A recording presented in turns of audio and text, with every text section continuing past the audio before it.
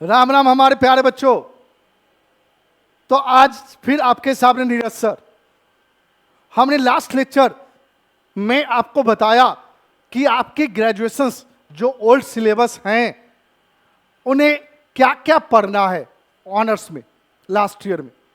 आज हम अपने विषय पे आए हैं कॉस्ट अकाउंटिंग, और बाकी बात से सारे ग्रेजुएशंस वाले बच्चे जिन्हें भी आपके किसी भी सेमेस्टर में कॉस्ट अकाउंटिंग की बात करनी है, चाहे आप बीबीए हो, चाहे आप बीबीए में हो, चाहे आप अकाउंट से कर रहे हो, आपको कहीं ना कहीं पढ़ना है। तो वैसे बच्चे भी बहुत आसानी से इस सब्जेक्ट को नीरज सर के साथ समझ सकते हैं, और लाइव सेशन भी है, इसलिए आप परेशान ना हो।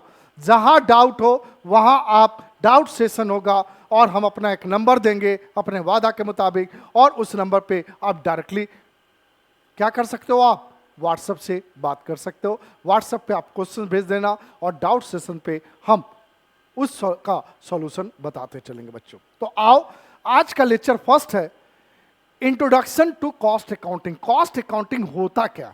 कॉस्ट का मतलब होता है बेटा लागत। लागत मतलब ये जो पेन है इसका एग्जैक्ट में कॉस्ट क्या है, इसकी जानकारी है। तो भाई इसकी जानकारी हम जहां से खरीदे हैं उसको नहीं है। अगर हम अपनी बात कहें कि हमारे लिए कॉस्ट क्या हुआ, तो हम तो कहेंगे भैया कि हम 10 रुपया इन्वेस्टमेंट किया तो 10 रुपया कॉस्ट है हमारे लिए। क्या वो एक्चुअल कॉस्ट है यार? नहीं सर, हमने जिस बंदे से लिया वो बंदा भी तो प्रॉफिट ऐड किया होगा, वो बंदा भी तो किसी से लिया होगा। भाई आखिर में इसकी जन्म कहां से हुई? तो इसकी जन्म हुई मैन्युफैक्चरिंग। जो बंदा मैन्युफैक्चर है, जो बंदा इसको बनाया, जो बंदा रॉ मटेरियल से यानी कच्चा माल से इसको तैयार किया, हम उसके पास जाएंगे, हम उसकी चर्चा करने के लिए बैठे हैं कि भाई इसका कॉस्ट कितना। तो वैसे हाउसेस जो स्पेशली मैन्युफैक्चरिंग कंसर्न हाउसेस है, वैसे हाउसेस में कॉस्ट अकाउंटिंग मेंटेन की जाती है। और ये जो कॉस्ट अकाउंटिंग है, आप नाम सुने होंगे सीए, चार्टर्ड अकाउंटेंसी अकाउंटेंट। वो चार्टर्ड अकाउंटेंट आपके फाइनेंशियल अकाउंटिंग को सर्टिफाई करते हैं, और कॉस्ट अकाउंटेंट जो है बेटा वो किस चीज को सर्टिफाई करते हैं? Cost accounting certify by cost accountant, ICMAI, cost accountant. याद रखना इस चीज को। अब कॉस्टिंग के बारे में पढ़ें। ये मैन्युफैक्चरिंग हाउसेज है, तो cost account is maintain in manufacturing concern business. कौन सा concern business? Manufacturing concern business में। ICMAI यानी cost accounting is certified by cost and management accountant of India के द्वारा ये सर्टिफाई की जाती है बेटा। Meaning of cost, costing, cost accounting, cost accountancy. आइए जरा ध्यान दीजिएगा, ओनली वन रूप में सारा चीज जरा ध्यान से समझिएगा। Cost, combined cost of material plus labour plus overhead, मतलब सारे का मिश्रण। ये लाने में जो खर्च हुआ, बनाने में जो खर्च हुआ, हर एक तरह के खर्च को इसमें ऐड कर दिया गया। It is known as cost. Costing, method to calculate cost. ये बेटा ये तो सीधा रेडीमेड कहा गया कि भैया हम गए घूमने, हमको इतना पैसा लगा। अरे यार किस किस चीज में लगा? वो अलग अलग कॉस्टिंग होगा, वो अलग अलग कैटेगरी के कॉस्टिंग को ये सिखाता है जिसका नाम है कॉस्टिंग। अलग अलग कैटेगरी में कि भाई रॉ मटेरियल लाने में कितना खर्च लगा, रॉ मटेरियल से फिनिश गुड्स करने में कितना खर्च लगा, उसके बाद मार्केट में बेचने में क्या, हर तरह के कैटेगरी में डिवाइड किया गया, जो अभी हम पढ़ेंगे बेटा। नेक्स्ट है बेटा cost accounting method to record transactions. भाई स्टेप बाय स्टेप जब कॉस्टिंग पता चल गया, तो किस स्टेप को हम पहले और किस स्टेप के खर्च को बाद में रखेंगे, ये हमें सिखाता है कॉस्ट अकाउंटिंग। और कॉस्ट अकाउंटेंसी कहते हैं costing plus cost accounting is known as cost accountancy, यानी combined procedure of costing and cost accountancy is known as cost accountancy. Clear है वन स्लाइड में आपका। नेक्स्ट बेटा जी, मेथड ऑफ कॉस्ट अकाउंटिंग। आइए जरा ध्यान दीजिएगा, कहता है the term method of costing can be used to refer to the different processes or producers implied for the determination and presentation of cost। अलग अलग कैटेगरी में अलग अलग कॉस्ट कंपेयर की जाती है। They are different method of costing for different industry depending on the their nature of work. अभी just बताए थे, याद करो क्या सर? बेटा आपके पास ये तीन है, single unit, contract costing, process costing. Single unit किस तरह के मैन्युफैक्चरिंग हाउसेस में, ध्यान देना बेटा, सिंगल यूनिट कहता है कि वो जगह, वो प्रोडक्शन हाउस जहां ओनली वन अटेम्प्ट में हम अपने प्रोडक्ट को अपने शेप में ले आते हैं।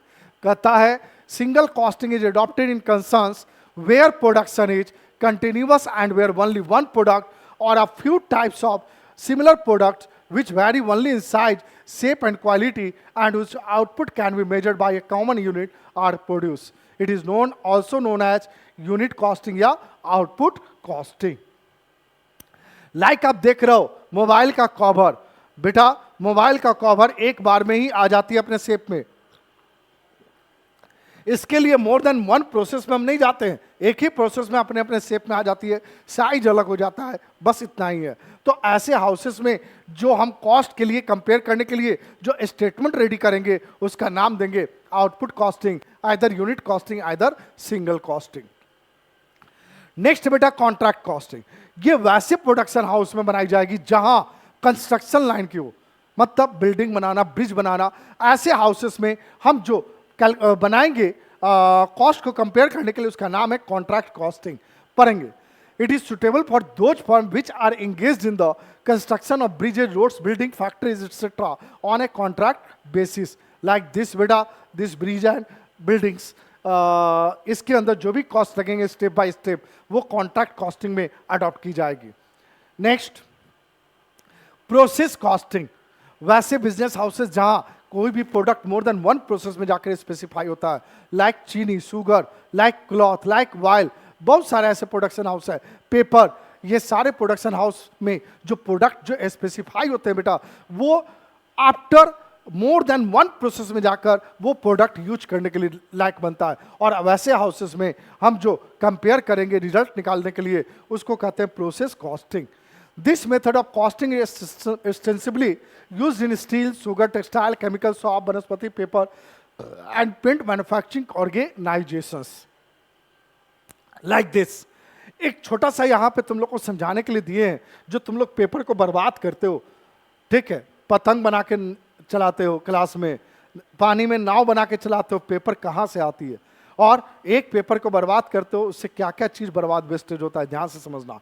सब कुछ जानते हो, पेड़ से ही पेपर बनता है बेटा, और पेपर बर्बाद कर रहे हो तो इनडायरेक्ट रूप में हम क्या बर्बाद कर रहे हैं, पेड़ हमारा कट रहा है। आप खुद समझदार हो, इस पर ध्यान देना।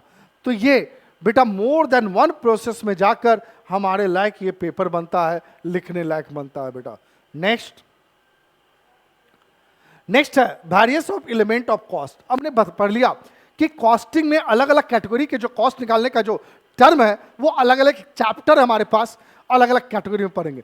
बट अभी की बात करें एलिमेंट ऑफ कॉस्ट, कॉस्ट का नाम क्या है भाई, एलिमेंट ऑफ कॉस्ट क्या होता है बिटू, जरा ध्यान देना। मटेरियल, लेबर और expenses is known as element of cost यानी total cost. But all are divided into category, direct indirect, direct indirect, direct indirect. All are divided by into categories, direct and indirect. Material, labour और expenses के direct को नाम देते हैं बेटा क्या, prime cost. All are direct is known as primary cost, यानी सबसे पहला कॉस्ट इन मैन्युफैक्चरिंग हाउस में बेटा यही लगता है बेटा। सेकंड क्या लगता है बेटा, all are indirect is known as overheads. सारे इनडायरेक्ट को एक साथ मर्ज कर दोगे तो ओवरहेड। सर डायरेक्ट और इनडायरेक्ट का सर मतलब नहीं समझ में आया। डायरेक्ट मतलब जो तुम रॉ मटेरियल से फिनिश गुड्स कन्वर्ट करने में जो डायरेक्टली इन्वेस्टमेंट हो रहा है उसको डायरेक्ट कॉस्ट में रखेंगे। जैसे मशीन पर लेबर काम कर रहा है और एक लेबर जो है सामान इधर से उधर ले जा रहा है, तो जो लेबर मशीन पर वर्क कर रहा है उसकी कॉस्टिंग डायरेक्ट, और जो लेबर सामान इधर से उधर लेके जा रहा है उनकी कॉस्टिंग को इनडायरेक्ट कहेंगे। बहुत सारे एग्जांपल्स हो सकते हैं बेटा। ओवरहेड्स, ओवरहेड्स को तीन कैटेगरी में बांटा गया बेटा। Raw material convert into finish goods, ये प्रोडक्शन फैक्ट्री, इस कॉस्टिंग के सारे खर्च को एक साथ इंक्लूड कर दोगे तो वैसे खर्च को हम फैक्ट्री ओवरहेड या वर्क्स ओवरहेड कहते हैं। जब ये बन गया बेटा, नेक्स्ट बेटा हम मार्केट में जाएंगे, ऑफिस मैनेजमेंट एडमिनिस्ट्रेशन करेंगे, इसमें जो भी खर्च होगा वो ऑफिस एंड एडमिनिस्ट्रेशन ओवरहेड, और बेचने के दौरान जो भी जिस भी तरह का खर्च होगा उसमें हेड को नाम देंगे, सारे खर्च को ऐड करके selling and distribution overhead. Clear है यहां तक? मीन्स क्या क्या बताया गया एलिमेंट ऑफ कॉस्ट में? मेनली 3, क्या क्या सर? मटेरियल, लेबर और expenses. All are divided by into categories, direct, indirect. Direct material, direct labour, direct expenses known as prime कॉस्ट। इनडायरेक्ट मटेरियल, इनडायरेक्ट लेबर, इनडायरेक्ट एक्सपेंसेस नोन एज क्या sir? Overheads. Overheads divided into 3 categories. First, factory overhead, raw material converted to finish good, in that process जो भी खर्च होता है वो factory overhead. Second, after production, after product finish, आप मार्केट में जाओगे, ऑफिस वगैरह मेंटेन करोगे, उसमें जो खर्च होगा, एडमिनिस्ट्रेशन में जो भी खर्च होगा उसको ऑफिस एंड एडमिनिस्ट्रेशन ओवरहेड में। और लास्टली बेचने में जो भी एजेंट का चाहिए, जो भी कमीशन देने की बात है, जो भी डिलीवरी करने की बात है, उसमें जो खर्च है वो सारे खर्च को सेलिंग एंड डिस्ट्रीब्यूशन ओवरहेड में रखेंगे। नेक्स्ट, नेचर ऑफ एक्सपेंसेस और कॉस्ट। बेटा 2 तरह के नेचर होते हैं, कौन कौन? 3 तरह के, फिक्स्ड, वेरिएबल और सेमी वेरिएबल। सर फिक्स्ड क्या है, वेरिएबल क्या है, सेमी वेरिएबल क्या है? बेटा मान लो एक एरिया में पढ़ा रहे हैं, 10 बाय 10 के रूम में मान लो पढ़ा रहे हैं, हम एक बच्चा को पढ़ाएं या 50 बच्चे को पढ़ाएं, रेंट तो फिक्स है ना कि वेरिएबल है? सर फिक्स है। लेकिन अब एक बच्चा को पढ़ा रहे हैं तो पंखा में एसी चलाने की जरूरत है, लेकिन 50 बच्चे को पढ़ा रहे तो एसी चलाने की जरूरत है ना, तो वहां वेरिएशन होगा इलेक्ट्रिसिटी, वो क्या हो गया? वेरिएबल। क्या हो गया? वेरिएबल। और सेमी वेरिएबल, बेटा एक लिमिट तक खर्च, आप पूरे इंडिया में कहीं भी बात कर लो, खर्च एक फिक्स है, लेकिन आउटसाइड इंडिया बात करोगे तो खर्च आपका बढ़ जाएगा, कॉलिंग रेट बढ़ जाएगा, वो क्या हो गया? Semi variable. एक लिमिट तक फिक्स है और उस लिमिट के बाद आपका फ्लक्चुएट होगा। ये तुम्हारा नेचर ऑफ एक्सपेंसेस को 3 कैटेगरी में बांटा गया, कौन कौन? फिक्स, वेरिएबल और सेमी वेरिएबल। शायद समझोगे तुम लोग। ये फिक्स के कुछ एग्जांपल है, ये भी फिक्स के कुछ एग्जांपल है, ये वेरिएबल के कुछ एग्जांपल्स हैं बेटा। नेक्स्ट बेटा, सेमी वेरिएबल कॉस्ट क्या होता है, टेलीफोन के बारे में बताई गई है। अब आइए टोटल कॉस्ट और प्रॉफिट कैसे कैलकुलेट करोगे, जरा ध्यान से समझना बेटा। सबसे पहली बात आती है all are direct, direct material, direct labour, direct expenses, all are direct is known as prime cost, पहला कॉस्ट। अब इस प्राइम कॉस्ट में रॉ मटेरियल से फिनिश गुड्स कन्वर्ट करने के दौरान जो भी खर्च होगा वो under the head of work either factory overhead add in prime cost, then the result will be work either factory cost. जब फैक्ट्री कॉस्ट निकल गया तो आप ऑफिस से रिलेटेड खर्च को कलेक्ट करो, ऑफिस एंड एडमिनिस्ट्रेशन ओवरहेड, और उसको वर्क कॉस्ट में ऐड कर दोगे, कॉस्ट ऑफ प्रोडक्शन। और जब कॉस्ट ऑफ प्रोडक्शन निकल गया तो भाई सेलिंग से, सेल्स करने में जो भी खर्च होगा उसको सेलिंग ओवरहेड में रखकर कॉस्ट ऑफ प्रोडक्शन में ऐड कर दोगे, कॉस्ट ऑफ सेल्स, और profit equal to selling price minus cost of sales. ये था बच्चा introduction to cost accounting. Cost accounting होता क्या है हम इसके बारे में बात कर लिए। ये सब आने वाले चैप्टर में यूजेज होंगे। आप सभी बच्चे से एक चीज कहना चाहेंगे कि आप लोग तो बड़े हो गए हैं, पार्ट 3 वाले हैं, तो जो भी हम पढ़ रहे हैं उसको जरूर रिटर्न करेंगे कॉपी पे, जिससे आपको ज्यादा समझ में आएगी। और पहले भी बोल चुके हैं, जो डाउट होगा वो डाउट सेशन में जाएगा, और आपकी जो भी डाउट होगी वो जरूर आप